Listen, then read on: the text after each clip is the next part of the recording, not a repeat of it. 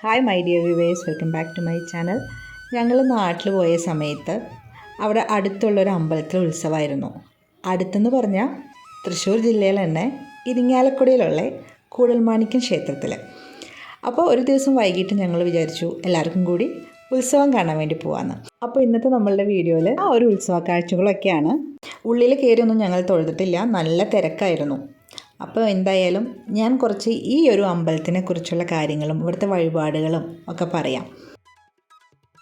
എനിക്ക് ഈ ഒരു അമ്പലം പണ്ട് മുതലേ അറിയാം. കാരണം കർക്കിടക മാസത്തിലെ നാലമ്പല ദർശനം ഉണ്ടല്ലോ, രാമായണ മാസത്തിലെ ആ ഒരു നാലമ്പല ദർശനത്തിൽ ഞാനും അമ്മയും 3-4 വർഷം അടുപ്പിച്ച് ഈ അമ്പലങ്ങളിലൊക്കെ ദർശനം നടത്തിയിട്ടുണ്ട്.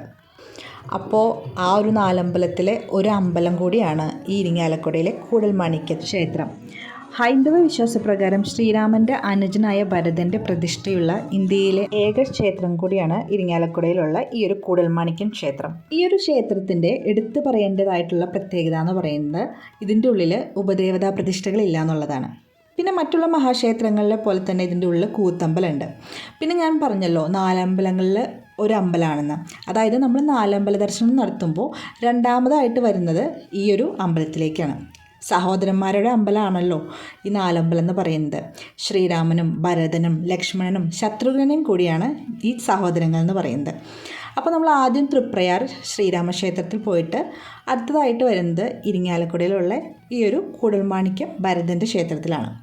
പിന്നീട് നമ്മൾ മൂഴിക്കുളത്തുള്ള ലക്ഷ്മണൻ്റെ ക്ഷേത്രത്തിലും അവസാനമായിട്ട് പായമ്മലിലുള്ള ശത്രുഘ്നൻ്റെ ക്ഷേത്രത്തിലുമാണ് ദർശനം ചെയ്യുന്നത്. ഉച്ചപൂജയ്ക്ക് മുമ്പായിട്ട് ഈ 4 ക്ഷേത്രങ്ങളിലും ദർശനം നടത്തുന്നതാണ് ഉത്തമം എന്നാണ് നമ്മൾ വിശ്വസിച്ചു പോരുന്നത്. ഞാൻ നേരത്തെ പറഞ്ഞല്ലോ നാലമ്പല ദർശനത്തിന് ഞാൻ ഈ ഒരു അമ്പലത്തിൽ വന്നിട്ടുണ്ടെന്ന്. അതുപോലെ തന്നെ ഞാൻ ഇവിടെ തൊട്ടടുത്തുള്ള ഒരു കോളേജിലാണ് പഠിച്ചിരുന്നത്. ആ സമയത്ത് ഫ്രണ്ട്സുകളുടെ കൂടെ രാവിലെ തൊഴാനായിട്ട് വന്നിട്ടുണ്ട്. പക്ഷേ ആദ്യമായിട്ടാണ് ഉത്സവത്തിന് വരുന്നത്. അപ്പോൾ ഈ ഒരു അമ്പലത്തിൽ കൊടിയേറ്റുത്സവം എന്ന് പറയുന്നത് മേടമാസത്തിൽ ഉത്തരം നാളിൽ കൊടി കയറി തിരുവോണം നാളിൽ ആറാട്ട് വരത്തക്ക വിധത്തിൽ 11 ദിവസത്തെ ഉത്സവമാണ് കേട്ടോ. പിന്നെ മറ്റൊരു ആണ്ടുവിശേഷം എന്ന് പറയുന്നത് തുലാം മാസത്തിലെ തിരുവോണ നാളിലെ തൃപ്പുത്തരിയാണ്. പിന്നെ വേറൊരു പ്രത്യേകതയും കൂടി ഉണ്ട് കേട്ടോ ഈ ഒരു ക്ഷേത്രത്തിന്. ദീപാരാധന ഇല്ലാത്ത ഒരേ ഒരു ക്ഷേത്രം കൂടിയാണ് ഈ ഒരു കൂടൽമാണിക്യം ക്ഷേത്രം. കേരളത്തിലെ മിക്ക ക്ഷേത്രങ്ങളിലും ഒരു ദിവസം 5 പൂജകളും 3 ശിവേലിയും നടത്തുക എന്നതാണ് ആചാരം. എന്നാൽ 3 പൂജകൾ മാത്രമേ ഈ ഒരു ക്ഷേത്രത്തിൽ നടത്തുന്നുള്ളൂ. ശിവേലിയില്ല, അതുപോലെ തന്നെ ഉഷപൂജയും പന്തിരടി പൂജയും ഇല്ല. ദേവന് സമർപ്പിക്കുന്ന പുഷ്പങ്ങളിൽ താമര, തുളസി, തെച്ചി എന്നിവയൊക്കെ ഉൾപ്പെടും. പക്ഷേ ഇതൊന്നും ഈ ഒരു ക്ഷേത്രവളപ്പിൽ നട്ട് വളർത്താറില്ല എന്നുള്ളതാണ് പ്രത്യേകത. മറ്റു പുഷ്പങ്ങളൊന്നും പൂജയ്ക്കോ അതുപോലെ തന്നെ മാല കെട്ടാനൊന്നും എടുക്കാറില്ല. പിന്നെ ഇവിടുത്തെ പ്രധാന വഴിപാടെന്ന് പറയുന്നത് താമരമാലയാണ് കേട്ടോ. കുറഞ്ഞത് 101 താമരപ്പൂക്കളുള്ള ഒരു മാലയാണ് കേട്ടോ ദേവന് സമർപ്പിക്കുന്നത്. അതിമനോഹരമായിട്ടുള്ളൊരു തീർത്ഥക്കുളം കൂടിയുണ്ട് ഈ ക്ഷേത്രത്തിൻ്റെ അരികെ തന്നെ.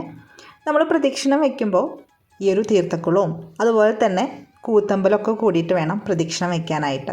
ഞാനിപ്പോൾ വന്ന നേരം എന്ന് പറയുന്നത് ഇരുട്ടിയ കാരണം കൊണ്ട് തന്നെ ഈ ഒരു ക്ഷേത്രത്തിൻ്റെ ശരിക്കുള്ള ഭംഗി എനിക്ക് ഈ ഒരു ക്യാമറയിൽ പകർത്താൻ കൂടി സാധിച്ചിട്ടില്ല. പകലാണ് വരുന്നതെങ്കിൽ അതിമനോഹരമായിരുന്നു കാണാനായിട്ട്. ആ കുളം തന്നെ കാണാൻ എത്ര ഭംഗിയാണെന്നറിയോ. ഞാൻ വീഡിയോയിൽ കാണിച്ചിരുന്നു, നിങ്ങൾ ശ്രദ്ധിച്ചോ എന്നറിയില്ല. അത് ചുറ്റും ലൈറ്റൊക്കെ ഇട്ടിട്ട് നല്ല ഭംഗിയാക്കിയിട്ടുണ്ടെങ്കിൽ കൂടിയും ഇരുട്ടായ കാരണം അത്ര ക്ലിയർ ആയിട്ടൊന്നും കാണാൻ പറ്റില്ല.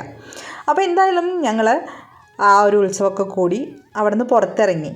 പുറത്ത് പിന്നെ ഉത്സവ സമയമായ കാരണം കൊണ്ട് ഇഷ്ടം പോലെ പെട്ടിക്കടകൾ ഉണ്ടാവുമല്ലോ. അപ്പോൾ കുട്ടികൾക്ക് വിശന്നും തുടങ്ങി. അപ്പോൾ അവർക്ക് കഴിക്കാനായിട്ട് ഓരോന്ന് വാങ്ങി കൊടുക്കുകയാണ് കേട്ടോ. പിന്നെ എന്തെങ്കിലുമൊക്കെ ടോയ്സും കുട്ടികളാകുമ്പോൾ വാശി പിടിക്കുമല്ലോ, അങ്ങനെ അവർക്ക് അതൊക്കെ വാങ്ങി ഞങ്ങൾ ഓരോന്നൊക്കെ കഴിച്ചും പതുക്കെ ഇവിടെ നിന്ന് ഇറങ്ങി.